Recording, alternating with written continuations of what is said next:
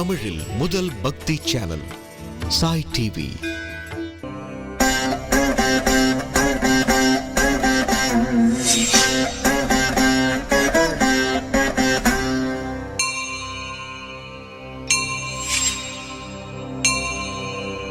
அன்பான சாய் டிவி நேயர்களுக்கு வணக்கங்கள். ஆன்மீகம் தெரிந்ததும் தெரியாததும் என்ற பகுதியில் இன்று நாம் பார்க்க போகிறது சங்கடஹர சதுர்த்தி என்றால் என்ன, இந்த சங்கடஹர சதுர்த்தி விரதத்தை எவ்வாறு மேற்கொள்ள வேண்டும், இதனால் ஏற்படக்கூடிய பலன்கள் என்ன என்பதை பற்றி தான்.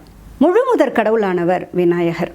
எந்த தெய்வத்திற்கு நாம் பூஜை செய்வதாக இருந்தாலும் முதலில் கணபதி பூஜையை செய்துவிட்டு தான் ஆரம்பிக்கிறோம். அத்தகைய பெருமை கணபதிக்கு உண்டு. சகலவிதமான தடைகளையும் தீர்த்து இடையூறுகள் இல்லாமல் நாம் அந்த பூஜையை செய்து அதனுடைய பலனை முழுமையாக பெற வேண்டும் என்பதற்காகவே கணபதி பூஜையுடன் எந்த விதமான பூஜையும் நாம் தொடங்குகிறோம். அப்படிப்பட்ட கணபதிக்கே சிறப்பான உரித்தான ஒரு நாள் அன்று முழுவதும் கணபதிக்காகவே அவரை நினைத்தே நாம் விரதம் இருந்து நல்ல பலன்களை அடையலாம் என்பதுவே சங்கடஹர சதுர்த்தி விரதமாகும். சங்கம் என்றால் சேருதல்.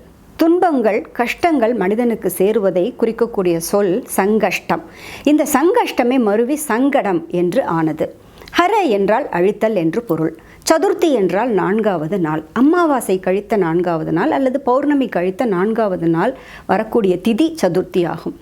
சங்கடஹர சதுர்த்தி என்பது இந்த சதுர்த்தி திதியில் மேற்கொள்ளக்கூடிய விரதம். அதுவும் குறிப்பாக தேய்பிறை சதுர்த்தி அன்று மேற்கொள்ள வேண்டிய விரதமே சங்கடஹர சதுர்த்தி விரதமாகும். இந்த விரதம் கணபதிக்காக பிள்ளையாரை நினைத்து முழுமுதற் கடவுளான விநாயகரை நினைத்து நாம் இருக்க வேண்டிய விரதமாகும்.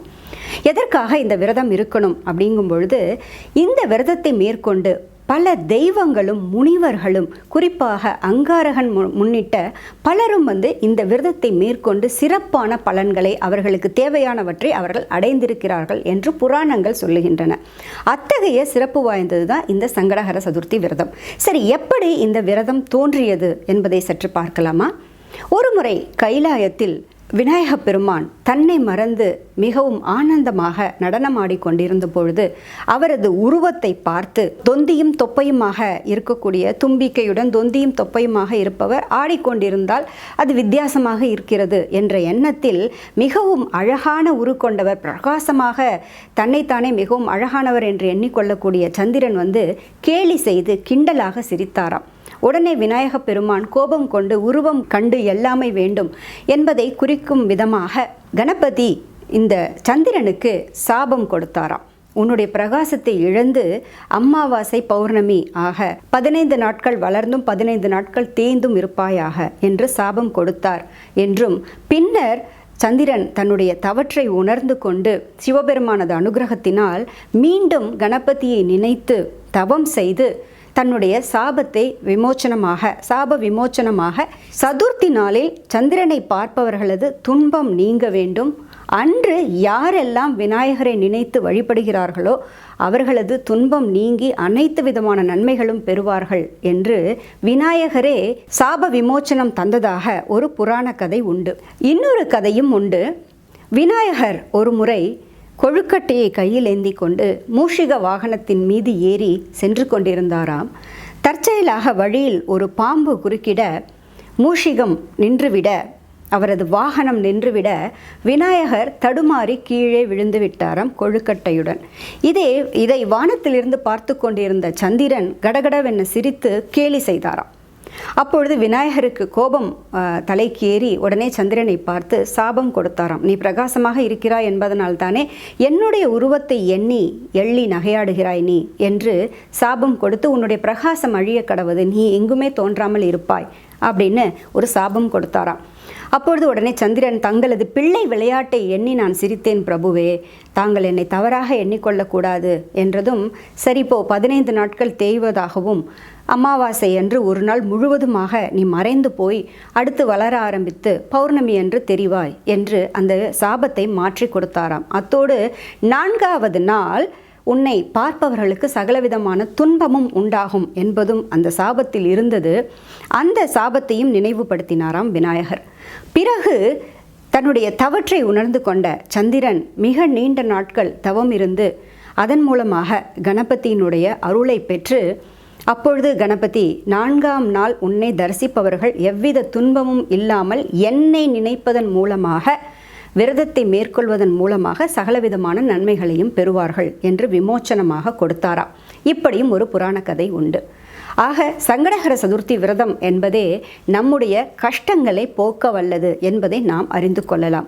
அங்காரகனுக்கும் மிகப்பெரிய ஒரு வரத்தை கொடுத்து கிரக அந்தஸ்தை கொடுத்ததும் இந்த சங்கடஹர சதுர்த்தி விரதம் தான்.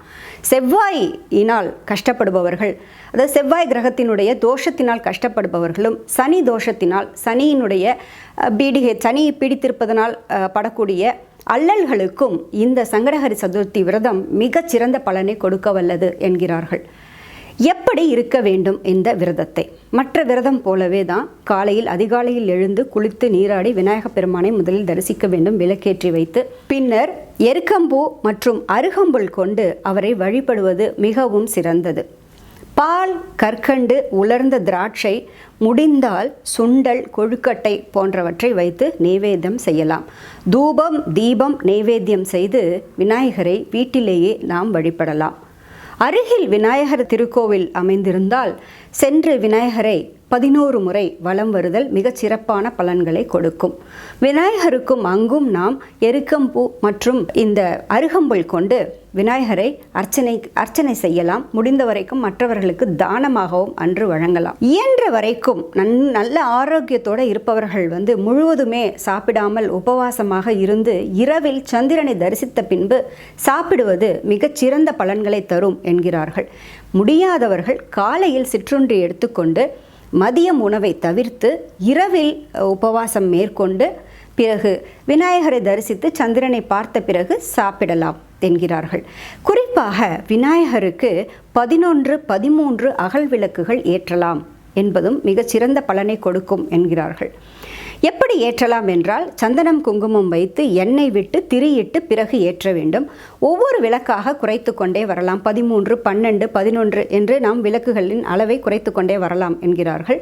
இப்படி குறைத்து கொண்டு வரும்பொழுது நம்முடைய கஷ்டங்களும் தீரும் என்பது ஒரு நம்பிக்கை.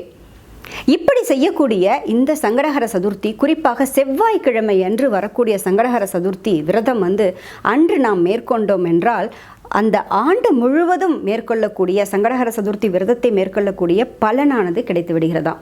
குறிப்பாக ஆவணி மாதங்களில் வரக்கூடிய பிள்ளையார் சதுர்த்திக்கு முன்பாக வரக்கூடிய சதுர்த்தி அன்று மேற்கொள்ளக்கூடிய விரதம் மகா சங்கடஹர சதுர்த்தி விரதம் என்று அழைக்கப்படுகிறது. அன்று விரதம் மேற்கொள்வது மிகச்சிறந்த பலன்களை கொடுக்கக்கூடியது. ஆக நாம் எப்பொழுது புதிதாக சங்கடஹர சதுர்த்தி விரதத்தை மேற்கொள்ள வேண்டும் என்று நினைத்தாலும் முதலில் ஆரம்பிக்க வேண்டியது செவ்வாய்க்கிழமை என்று வரக்கூடிய சதுர்த்தியிலிருந்து என்பதும் பெரியோர்களால் சொல்லப்பட்டிருக்கிறது. இந்த சங்கடஹர சதுர்த்தி விரதத்தை மேற்கொள்வதனால் என்னவெல்லாம் பலன்கள் நமக்கு கிடைக்கும், யாரெல்லாம் செய்யலாம் என்றால் அனைவரும் மேற்கொள்ள வேண்டிய விரதம் இது. இந்த விரதத்தை மேற்கொள்வதனால் தீராத நோய் என்பது தீர்ந்துவிடும். நல்ல கல்வி அறிவு, அனைத்து விதமான மனதிற்கு மிக சந்தோஷம் கிடைக்கும், அமைதி கிடைக்கும். கல்வி அறிவு, புத்தி கூர்மை, வேண்டிய வரங்களை தரவல்லது சங்கடஹர சதுர்த்தி விரதம். செவ்வாயினால் ஏற்படக்கூடிய தாக்கம், சனியினால் ஏற்படக்கூடிய தாக்கம் இவற்றை போக்கக்கூடிய மிகச் சிறப்பான விரதம் இந்த சங்கடஹர சதுர்த்தி விரதம். குறிப்பாக எதற்காவது இப்போ வேலை கிடைக்கணும் என்றாலோ, திருமண தடைகள் இருக்கு, திருமணம் நல்லபடியாக நடக்கணும் என்றாலோ அதற்காக வேண்டிக் கொண்டு ஒரு வருடம் முழுவதும் இந்த விரதத்தை மேற்கொண்டோம் என்றால் மிகச் சிறப்பான பலன்கள் கிடைக்கும், எடுத்த காரியம் நிறைவேறும் என்பதும் சங்கடஹர சதுர்த்தியினுடைய மிகச் சிறப்பான ஒன்றாக இருக்கிறது. அன்று முழுவதும் விநாயகர் துதி, விநாயகர் அகவல் பாடி நாம் விநாயகரது அருளை, அனுகிரகத்தை பெறலாம். சங்கடஹர சதுர்த்தியினுடைய விரதத்தையும் அதனுடைய பலன்களை பற்றியும் தெரிந்து கொண்டோம். மீண்டும் சந்திப்போம் ஒரு சிறப்பான விஷயத்துடன். அதுவரை நன்றி, வணக்கம். சாய் டிவி நிகழ்ச்சிகள் உங்களுக்கு பிடிச்சிருக்கா? லைக் பண்ணுங்க, ஷேர் பண்ணுங்க, கமெண்ட் பண்ணுங்க, சப்ஸ்கிரைப் பண்ணுங்க, பக்கத்தில் இருக்கிற பெல் சிம்பலை பிரஸ் பண்ணுங்க.